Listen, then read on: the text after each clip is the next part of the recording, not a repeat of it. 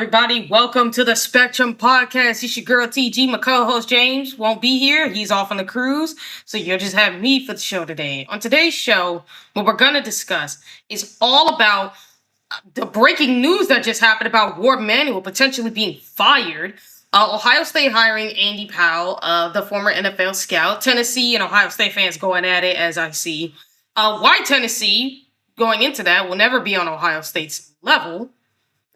And more so, the NCAA's most recent rule change of the 5-year rule for players to only have 5 years of eligibility has already met lawsuits. We'll be breaking into all that today, so make sure you guys hit that like, share, and subscribe. Please turn on those notifications so you never miss an episode of the Spectrum Podcast. And if you guys haven't already, share, if you guys haven't already too, make sure you guys hit that share button across X, across YouTube, all over Facebook. Make sure you guys do that to help us get our algorithm out there. And also put a comment in the comment section below if you guys haven't already.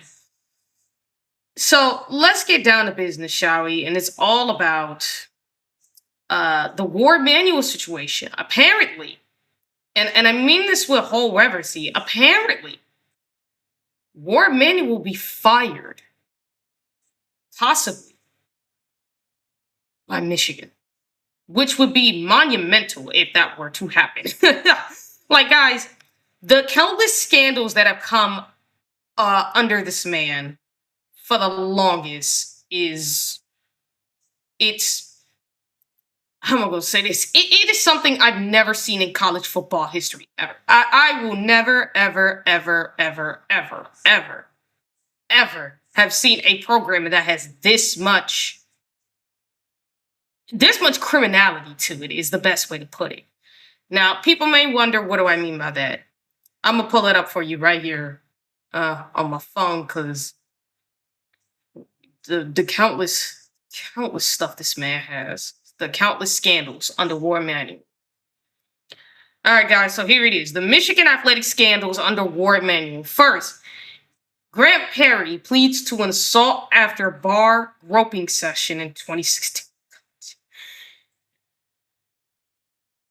Oh my lord, dude, you're serious about that one. That is horrific. Obviously, they got a bunch of drunk drivers such as Fergus Connolly. Who was the other one? Devin Gardner, I believe, the former Michigan player who had it, and as well as a linebacker coach that they hired from Wisconsin, who ended up getting a DUI as well, which is pretty damn pathetic, honestly. It's just sad.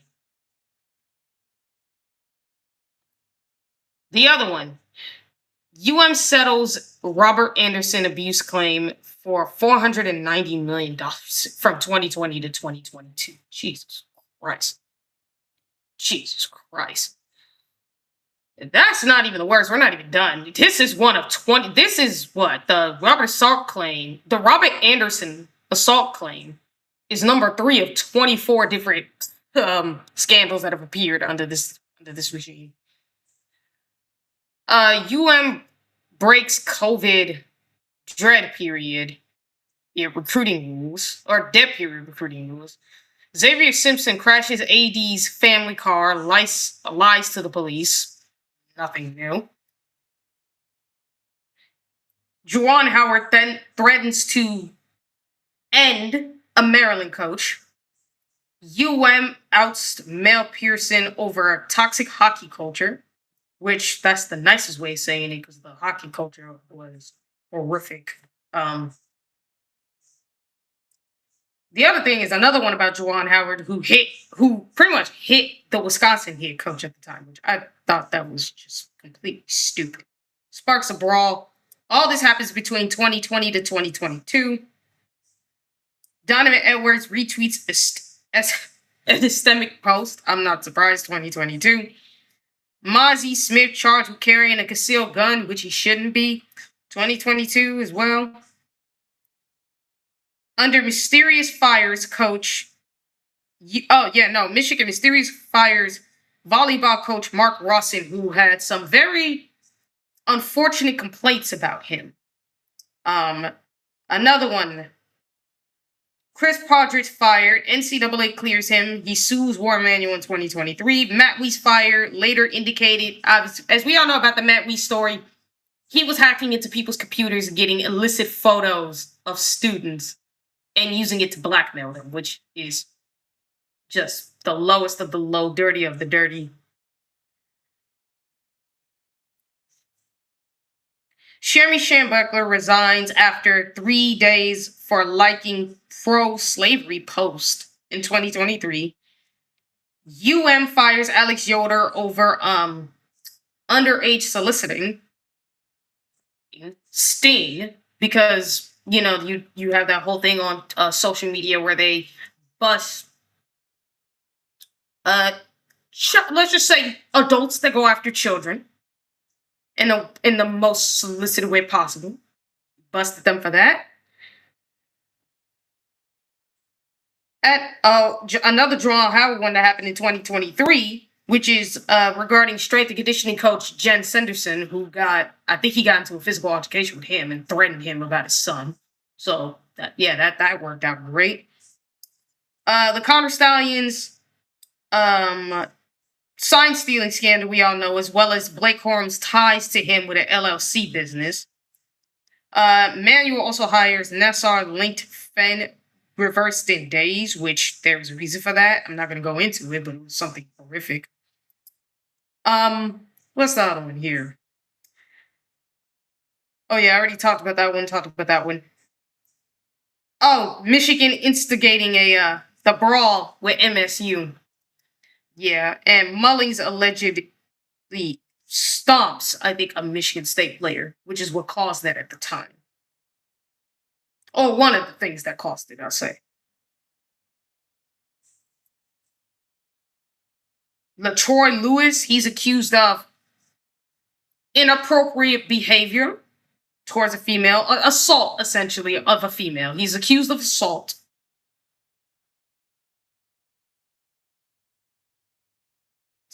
And Moore allegedly ignores the Title IX duty. And fires Sharon Moore based on what happened with him and that woman who's suing Michigan for knowing about the scandal, how it took place, and everything else. So that's one of the 24 scandals that has happened under this head coach. That has happened under this AD. People, when you have this many scandals that happen and you don't do nothing about it, it's dumbfounding to me that War Emanuel still had a job. However, I will say this, that when it comes down to it, he basically was holding that to the line because he knew he had some dirt on Michigan, which Michigan gave him a ton of dirt. I'm not gonna lie, this is one of the worst AD jobs I've ever seen done by an AD. It is the worst I've ever seen. I've never seen something this bad with this many scandals. And trust me, there are more than just this. I can promise you to God there are more than just this. There are so many more violations that happen under Sharon Moore. So now that we have Justice Spiro is the one who broke the news about War Emanuel potentially being let go by Michigan. The question is, what are they going to do when it comes to him? What are they going to do? Because War Emanuel holds all the leverage, people. I don't know if you guys know this, but War Emanuel knows every scandal that went on in Michigan. Because it's a bunch more creepy stuff that's happened. Like, for instance, there was an assault case against both the hockey and the basketball team as well. That is another one that got brought up since 25.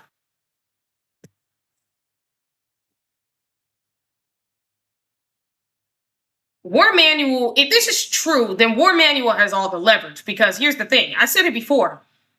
Michigan can't outright fire him because he knows where all the bodies are buried. Like, he has all the leverage against Michigan. If they want him gone, they're going to have to give him whatever he wants just to shut him up. Because the whole reason that this is even getting talked about, of him getting let go, is because of Paige, the female who Sharon Moore had assaulted, who went to court for forcing her to do some inappropriate activities with him, basically using her to cheat on his wife, which is horrific. But I'm not gonna lie to you guys. If he gets fired, I don't know if he is gonna get fired or not. Like, it says he might. It's a chance he's getting fired from Michigan, that he's getting let go.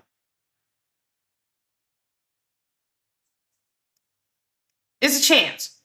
But I almost don't believe it, because I'm like, okay, if you're gonna let him go, then you're gonna have to negotiate heavily with him. Because if you don't, he's gonna spill all the beans about Michigan. Because anybody who's talking about the Paige situation, she is suing Michigan for knowing about it and not doing anything about it. Because it was made that they might have records about it, and they denied her multiple times. So 3 times, if I'm not mistaken. Here's the funny thing. Michigan could try to oust Warde Manuel for that, but here's the reality. How many of you in the higher up, not just Warde Manuel, how many of you in the board of directors knew about this and chose to keep it quiet? Because Warde Manuel could spill the beans about you. I'm just telling you this to be factual, people. Like, that's what Warde Manuel can do. He can spill the beans. He can spill the beans. So we'll see if this turns out to be true. But this is big, people. Like, he's finally getting released. If this is true, man, it means Michigan's finally going through and getting rid of this guy. But that means they have to negotiate around the leverage that Warde Manuel has, because of the fact that if you fire Warde, again, if you fire him, you are going to have to negotiate with him to keep his mouth shut, because he knows where all the bodies are buried. And I said it before. If Warde Manuel talks, it will destroy the Michigan program. It 100% will. It'll destroy them if he starts running his mouth. So they're going to have to negotiate heavily just to keep him quiet. They are. They're going to have to negotiate with him heavily. So I'll keep an eye out for any more news Justin Spiro might drop. Again, guys, check out Justin Spiro on X. He released the news. It's big. It is truly big news, and we'll see what other news he might drop. So keep a lookout for that. I'll keep a lookout. And shout out to my boy Tyler for bringing it to my knowledge as well. Shout out to him. And you guys can also catch it on the OHL podcast, because they'll be talking about it too. Originally, they were going to talk about Bo and DGG, that whole thing regarding them. They were going to talk about him, which we will get into here on this show as well. But yeah, no, like this is big news, people. Breaking news. It is. It's breaking news. You can't deny that. It's breaking news. It truly is. And I can't wait to see what's going to happen moving forward. And we'll keep an eye on whatever breaking news comes out possible about this Warde Manuel situation. We'll keep an eye on it. Now, moving on, you do have Ohio State, who hired Andy Howell, a NFL scout, to what his job will be is to pretty much watch Ohio State's players. Not Ohio State's players. That's the Steelers GM, the former Steelers GM jobs. His job will be to scout players in the transfer portal and to help Ohio State find out which players fit them best. Not just from a talent standpoint, but also from a culture standpoint. So, which is a great move by Ohio State. Just figured I'd get that out there, because at some point I was going to talk about it. I think this is a great move, and it's just Ohio State flexing their muscles like they always do. That's factual. So, this is a great hire by Ohio State. Can't lie. This will be great for them moving forward, and we'll probably see them continue to make more NFL hires as the seasons go on. But on to the next news, which is about Tennessee. Tennessee and Ohio State fans, to be precise, because I've been seeing Tennessee and Ohio State fans going at it all across Twitter and Facebook as of recently. I've been watching posts, reading them, watching them go back and forth, and this all stems from the DGG recruitment. And here's the reality too. Like, we all know that this whole thing, this DGG versus Bo Jackson, we all know that when it comes down to it, with how Ohio State views DGG, they think he's generational, like better than Bo Jackson in a sense. Now they're not gonna give him those $6 million. Like he's still got to put it on the football field for them to even think about paying him that much money. Like how much they're paying Jeremiah right now. They never paid Jeremiah that money ever. He only got paid $800K coming out. He was a generational talent. So the real question will be can DGG show it on the football field? I think he can. I really do. I think he's a generational player in the making. And it all depends on where he goes moving forward, if he'll turn out to reach his fullest potential. Because here's the thing. Jeremiah Smith said it himself. You could be a generational freak, but it takes more than just having genetics. You have development to go along with it. You got to have skills. Now, what I do see Tennessee fans bring up is about Adidas, trying to say that if he signs with Tennessee, he gets these Adidas deals. Here's the reality: if he signed with Ohio State, he was going to get that deal anyway as well. Because Jeremiah Smith has a $22 million Adidas deal. So, Chris Henry Jr., I think, has a big contract with Adidas. And then Marcus Faccato, I hope I pronounced his name right, Marcus Faccato of the 2027 class and Jameer Brown of the 2027 class, both Ohio State commits, have Adidas deals as well. So, using Adidas is not going to help because Ohio State's players can get those deals as well. You commit to Ohio State, you're going to get those deals anyway. So, as long as you're a good freaking football player, you can get it in high school if you want to. So, if he committed to Ohio State, he still get that Adidas deal no matter what. He's still getting it. And for Ohio State fans, obviously, that's been brought up as well. And I've seen Ohio State fans obviously talk about the 42-17 butt whipping they gave Tennessee in the playoffs. I've also seen how they brought up, obviously, like I brought up with the Adidas. I've also seen how Ohio State fans have really brought up about every player that they beat Tennessee out for. Here's what I would say to people. If you want to be developed, go to the NFL, have success, and have a legacy put in store, you will go to Ohio State. If you just want money, you're going to Tennessee. Because this brings us to the next topic about why Tennessee is not a better school than Ohio State. They're not. They're not. They're not a better school than Ohio State. I'm sorry. I've seen so many Tennessee fans talking crap to Ohio State fans. Tennessee fans, you are in no right to talk crap. I'm sorry to tell you that. But you're not in any room to start talking crap about Ohio State or their fans or anything. Ohio State fans can talk because their team has actually been dominant for well over 2-3 centuries now. This is like they have 3 national titles in this century with 3 different head coaches. They've been on runs, competing for national titles, being at the top of college football. Well, what have you been doing? Now, for Tennessee fans as well, again, I think that when it comes down to it, you guys can't talk. You can never talk. As a matter of fact, here's the thing that I can do for you. I'm comparing both your schools based on accomplishments. Now, we all know Tennessee and Ohio State have only faced each other twice. And the record is 1-1. The last time Tennessee and Ohio State faced each other was like back in the 1920s, if I'm not mistaken. And that was like years ago. Tennessee's largest margin of victory against Ohio State, which was back in, let's see here. Okay, so this was 1995 was the first time they faced Ohio State and the only time. And that was by 6, 20-14. Ohio State's largest margin of victory, 25. Most recent, 2024. And if both them teams, and let me be real when I say this to Tennessee fans as well. If you guys went up against Ohio State from the 2000s to now, you would pretty much have a losing record against Ohio State, and I'm pretty sure Ohio State's margin of victories would have gotten even bigger than 25. And if you went up against Ohio State right now, it would be a flat-out BTA, just like it was to Oregon, just like it was to you guys in the playoffs about 2 years ago, Oregon 2 years ago, Texas and Notre Dame about 2 years ago. So it would still be BTA, except for you guys, it might be much worse.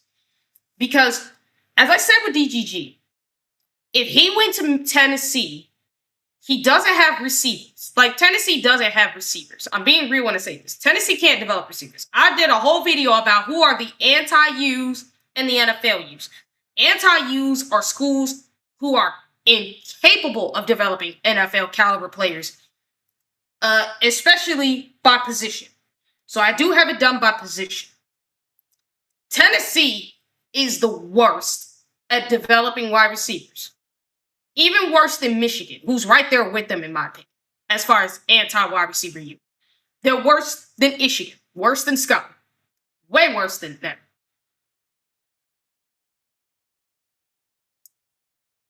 If you ask me about Tennessee, you haven't had great receiving play, if I'm not mistaken, going all the way back to what, the 1950s?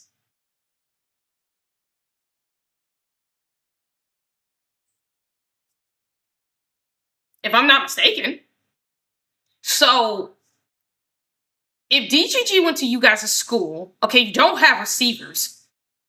Now, if you go up against a team like Ohio State, their defensive backs are going to smother your receivers without even trying. Your O-line is going to get ripped to shreds because I've seen Ohio State abuse your offensive line. Their D-line has abused the heck out of your offensive line. So that's not even going to be a question that Ohio State's D-line will dominate your O-line. The only thing I would expect from your O-line is to do what every other O-line has done when they played Ohio State, which is grab and tackle these guys. That's all you're going to do. You have no quarterback for them to worry about. And I know a lot of them talk about Faison Brandon. Here's the funny thing. I do not trust John Heupel's ability to develop a quarterback the way I would trust, and God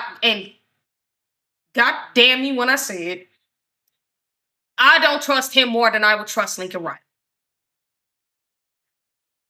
I'm dead serious, people. I do not trust John Heupel to develop a quarterback like Lincoln Riley. Now, here's the thing. Lincoln Riley cannot develop an NFL quarterback. That is factual. He's never capable of developing an NFL quarterback. He's not. But when it comes to college quarterbacks, I can count on Lincoln Riley having an NFL quarterback. I can count on that. Like, he's going to have a college football quarterback ready to play at all times. That is the one thing I can trust about Lincoln Riley. He's always going to have that. I do not trust that about Josh Heupel. I don't. He's never shown the ability he can develop a quarterback. Never. Not once. So, and I know some people will bring up, well, Hendon Hooker. Hendon Hooker, I'm not going to lie, he had a great season. He did good. And after that, nothing happened. It's the one good quarterback you guys actually had under Heupel, which is terrible. Him, and you had potential with Nico Amalivia, but instead you guys paid this man $8 million. And then you refuse to give him more money than he leaves. And I noticed this pattern with Tennessee about you guys letting top, like, 5-star talent leave your school because being a part of Tennessee, what's the point? There is nothing to be a part of with Tennessee. Like, if Ohio State's defense is going up against your offense with DGG, Ohio State is just going to pin their ears back, and their entire target is going to be DGG because they're not worried about your receivers. I've already said it. You guys are not great at developing receivers. Even under Josh Heupel, your receivers ain't anything. Let's be honest. Your tight ends aren't all that. Your offensive line ain't hard to go up against. So, if you're going against a top-rated team like an Ohio State, like an Oregon, who's got more talent than you guys, like even Indiana, who, like, look, I got to see more Cignetti before even I believe he's this top-tier coach everybody hypes him up to be. I think he's a great coach, a top-3 coach. But number one is stretching it. I got to see him do it more consistently. But even I believe he's a better coach than Josh Heupel. And he could beat Tennessee with Indiana. There's no doubt about that. If anything, Tennessee has been mostly irrelevant for a lot of the time they've been around. So compare them to Ohio State right now, as far as accomplishments and everything. And this is what I mean. You have all-time wins record. Obviously, Ohio State beats them out. The record is better by far, not even close. National championships. Ohio State beats them by 3, but can easily claim a 10th and can beat them by more. Recognized national titles, well, they beat them out by a bunch. Because claim national titles and recognize national titles, yeah, there's a difference, but overall, Ohio State does beat out Tennessee. And I would say Tennessee at this point has what? 8 total claimed and recognized, where Ohio State has 9 total for both. So, conference championships, Ohio State beats you out by a lot. Bowl games, Ohio State beats you out, not even question. All-time wins, we all know Ohio State beats you guys out. It's not even a debate. Not even a debate. Consensus All-Americans, Heisman winners, draft picks, first-round picks, weeks in the AP poll, and weeks at number 1. You're beat out by Ohio State in every single metric of a program. So my question to Tennessee fans is, why are you talking like you've been here? You haven't been here. Ohio State beats you out in everything possible, and you guys are acting like as if you have been at the top of the mountain since day one. You haven't. You guys have been trash for a better part of how many years? Like what? How many years have you guys been trash? Like well over a decade?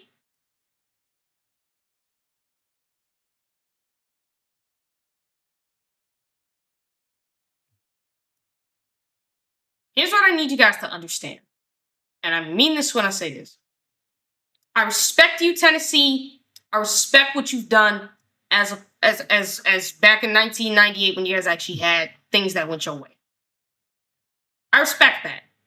But for Tennessee fans, let's not act like as if you've done anything. Not to mention, when you think about it, let's think about your 4 best players you've ever had. The best players you ever had, there's only 4 of them that are mentioned as far as some of the greatest you've ever had. Peyton Manning being one, Alvin Kamara being another one. The other 2 who names I don't remember.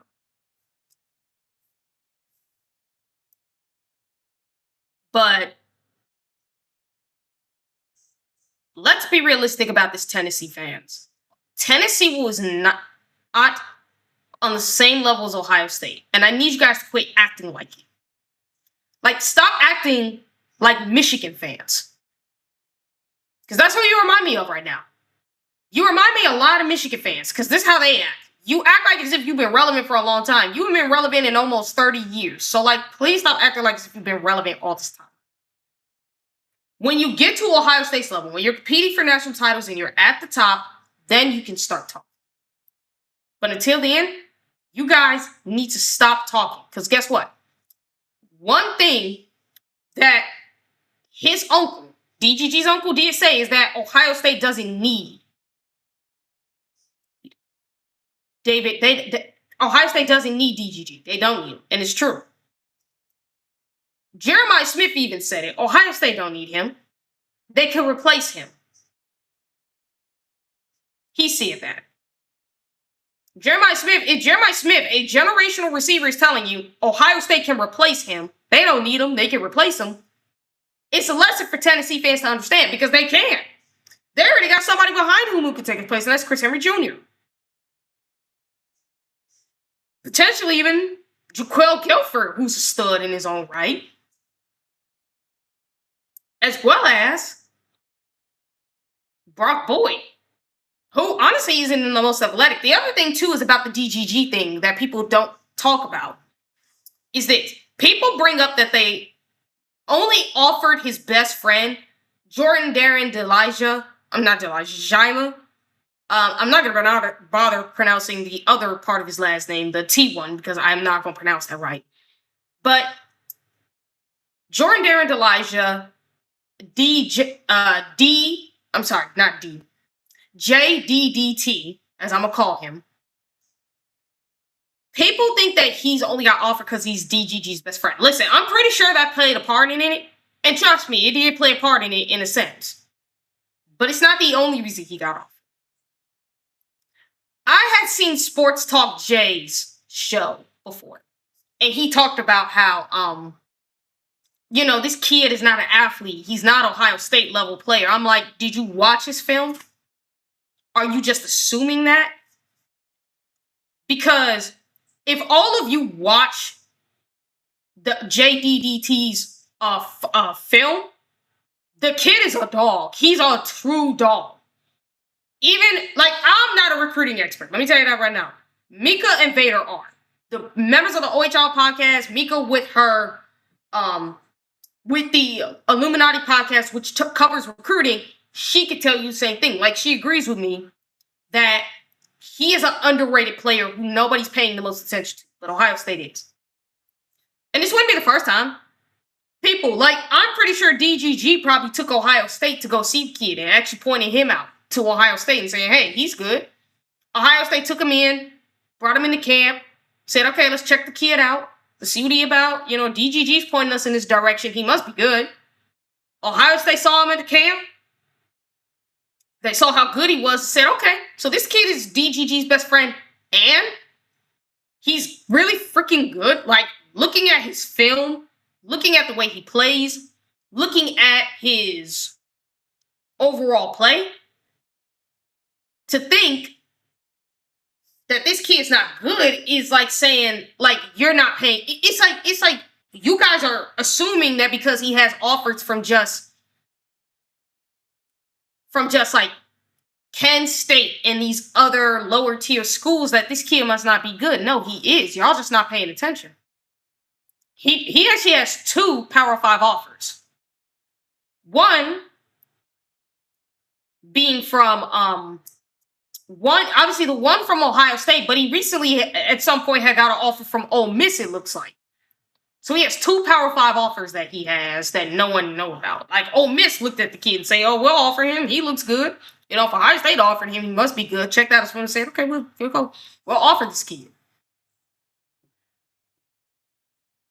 I want you guys to understand this about Ohio State. They don't care how athletic you are. It's not just how athletic you are. It's part of it. And he does got some athleticism. But it's the fact that this kid got dog. He has strong feet. He's very versatile on the defensive side of the ball. You can move him anywhere. He's also great on special teams. He's got a 6'6" wingspan, and the kid is really, really, really freaking good. He is. He's really stinking good.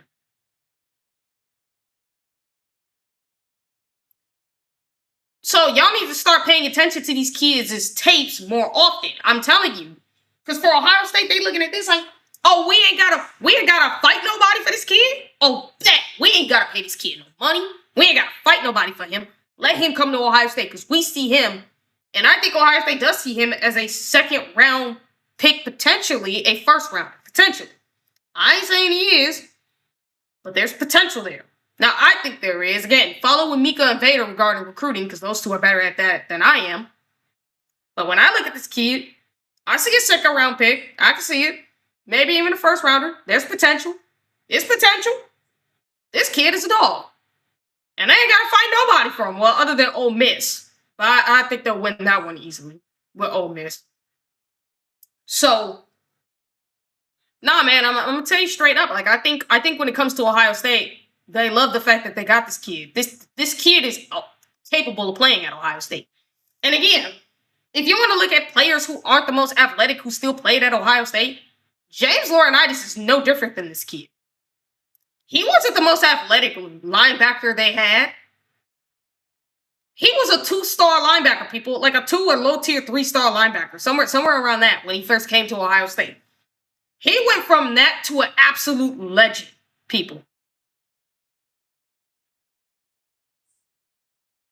James Laurinaitis went from a 2-star linebacker, 2 low-tier 3-star linebacker who didn't get any offers to a freaking legend. A freaking legend.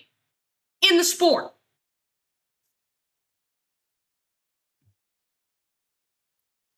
He is a freaking legend, a flipping legend in the sport of college football, and he ain't nowhere near as athletic as the guys Ohio State's had over the years. Ask yourself that question. You think Ohio State cares? He's nowhere near as athletic as A.J. Hawk, and A.J. Hawk was a 3-star, people. He still played with the effectiveness on the football field.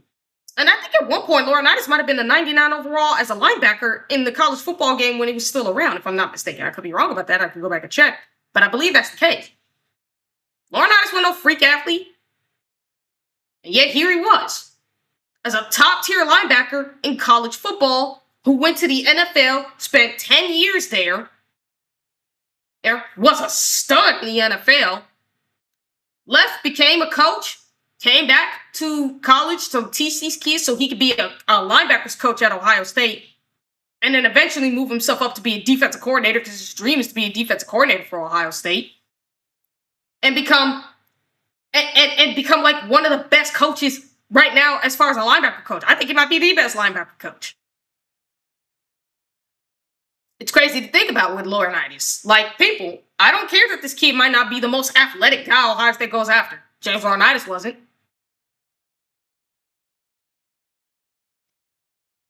James Laurinaitis wasn't, so what'd be the difference?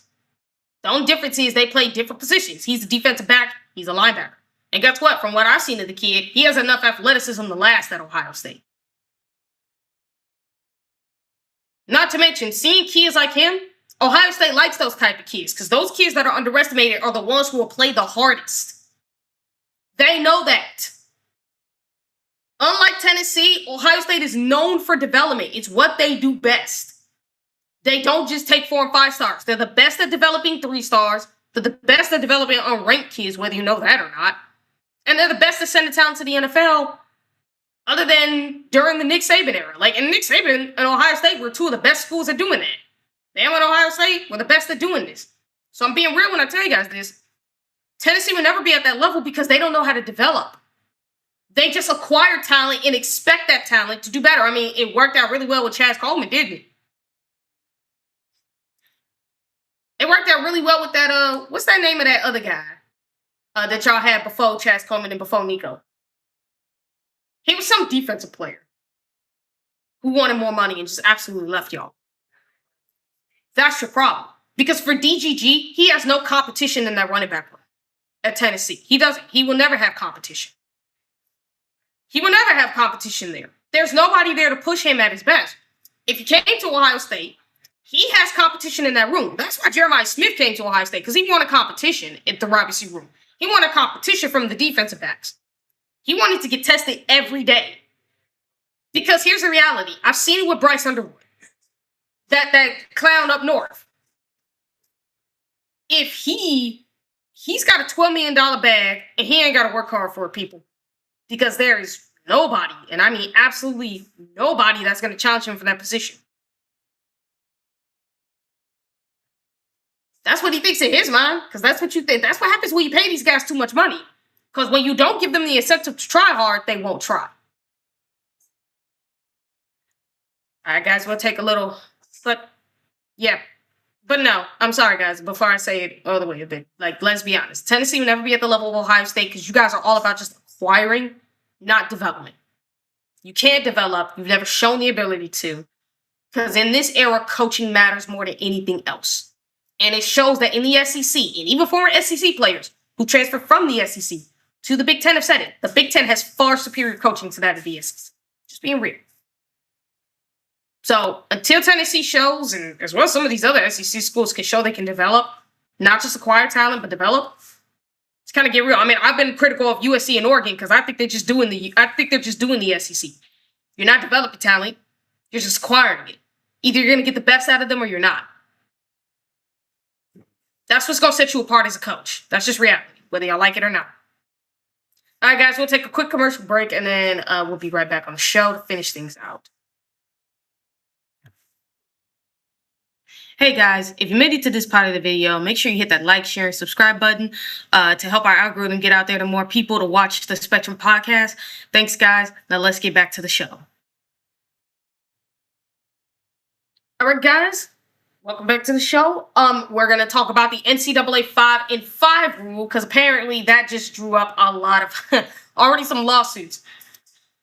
In the state of Ohio, there were 15 lawsuits drawn up against the NCAA's 5-year eligibility rule because it was going to hurt those who didn't have further eligibility. So they sewed up a lawsuit to try to get more eligibility from the 5-year rule, and they won. And this might end up causing some problems moving forward. Like, look here, NCAA. You drew up this rule to try to avoid lawsuits. That didn't work because you should realize that this new rule would have to apply to everyone. And when I say everyone, I mean everyone. Now, it does apply to certain, like for instance, Brandon Ennis, this applies to. If he leaves, he can come back for one more year. It's factual. Let me see if I can find it. But yeah, no. But yeah, the fact that there's also talk about Joey Aguilar, going back to Tennessee, about him potentially coming back, which would stir up a lot of trouble. These 15 lawsuits just pretty much opened up against the NCAA. And let's see if we can.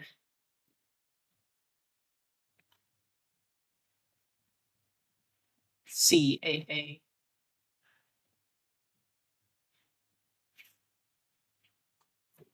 Rule. So here we go. I'm going to show it to you guys real soon. Give me a second. Share.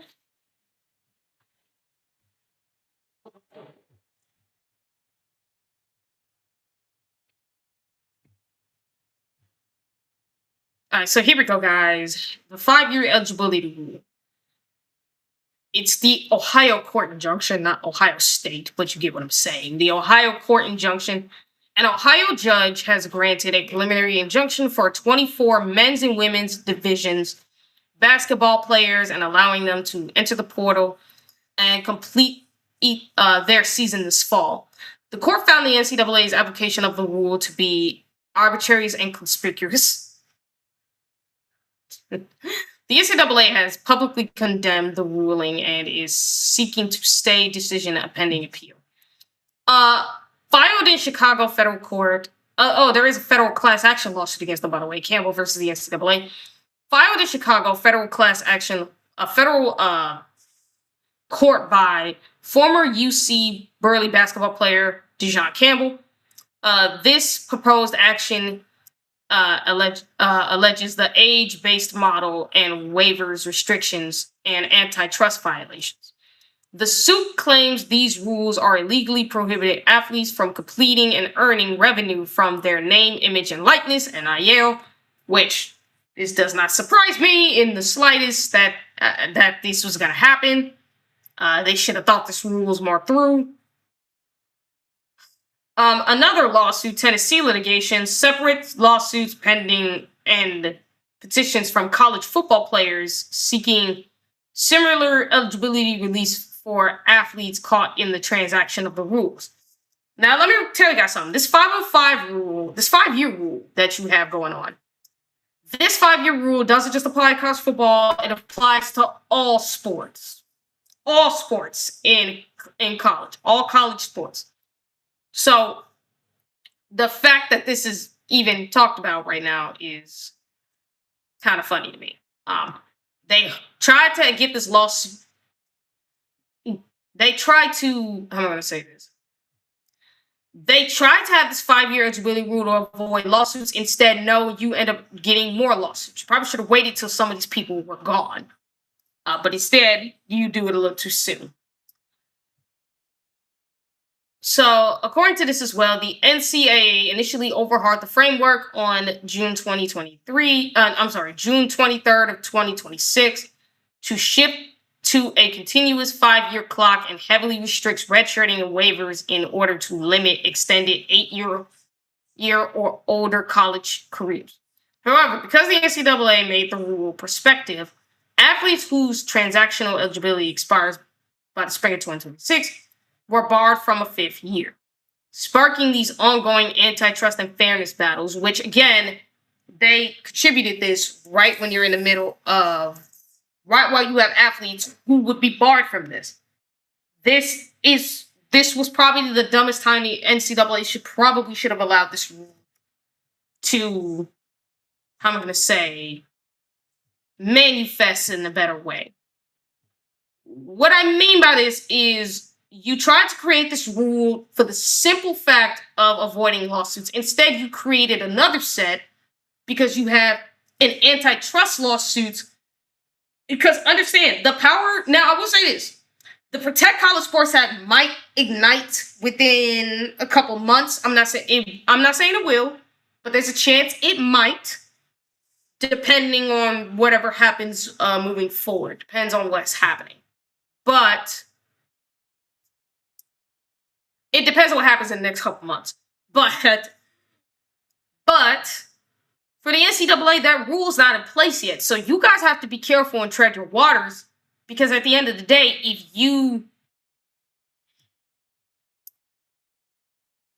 if you're not careful, you're going to have more lawsuits, more problems, more everything, because players were going to sue. I think the rule is perfect because it means no more redshirting, no more none of that. Although they did exclude medical redshirt, and I do believe that there are times where people can challenge them for this, saying, hey, if I'm hurt and this affects my ability to play, I should get an extra year because I got hurt. It should work for them that way. I said it. The medical redshirt they probably should have kept, because like I said, there are players who do get hurt, and that does happen, and you can't take away their opportunities when they're hurt. So like you gotta give them an extra year by some chance for them to have this. So I will say that that's probably something they should have done anyway. But I won't lie, this isn't shocking. Of course, there was going to be some set of issues regarding this whole thing. So we'll see what happens moving forward with the NCAA and see how many more lawsuits will come, because it seems like, again, this is one of many. Those are three of many more, I believe, that will come. And it's already starting a whole whirlwind of palooza. Like, it's a whole bunch of craziness. Like, college football is constantly changing, and it's creating more craziness and less opportunities for others, and creating a whole lot of issues that we'll have to get tackled. As the saying says, as the old saying is said, things are going to get worse before they get better, and it's only going to get worse before things start getting better. And again, for the NCAA, you are a corrupted organization, and this is why you're losing battles in court, because nobody trusts you to do the right thing.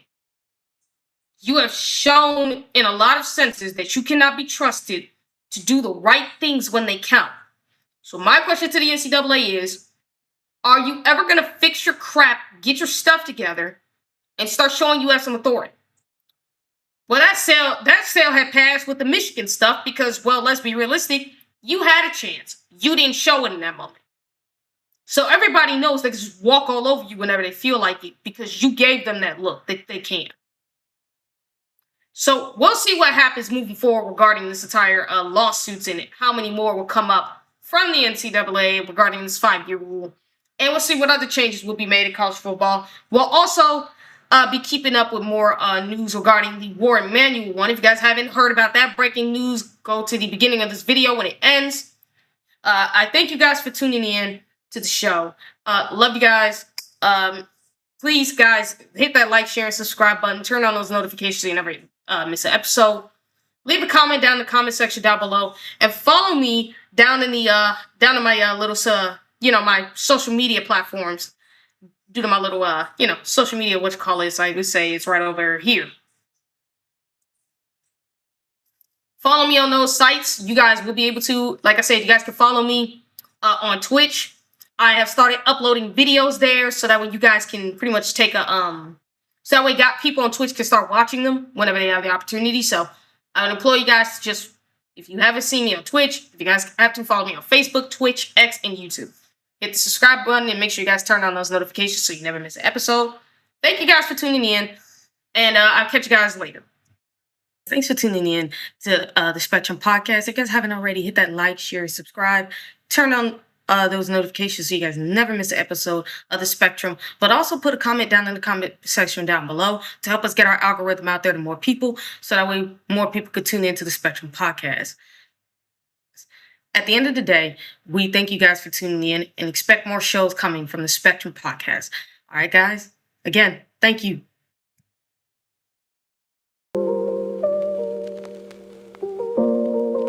Walking through the neon in the middle of the night, every color hidden different in the pale moonlight. I see the violet bleeding in the shades of deepest blue, a prismatic vision of a world that's feeling new. My heartbeat is syncing with the flashing of the signs, tracing out the movement of these geometric lines. From the infrared heat to the ultraviolet glow, I'm catching every frequency, I'm moving with the flow. There's a rhythm in the static, there's a logic in the noise, finding my direction through the balance and the poise. It's that spectrum vibe, yeah, we're living in the light, breaking through the prism, shining beautiful and bright. From the shadows to the summit, every color has a name. In the spectrum of the spirit, no two souls are quite the same. Yeah, we're riding on the wave, caught inside the golden hue. Spectrum vibes are caught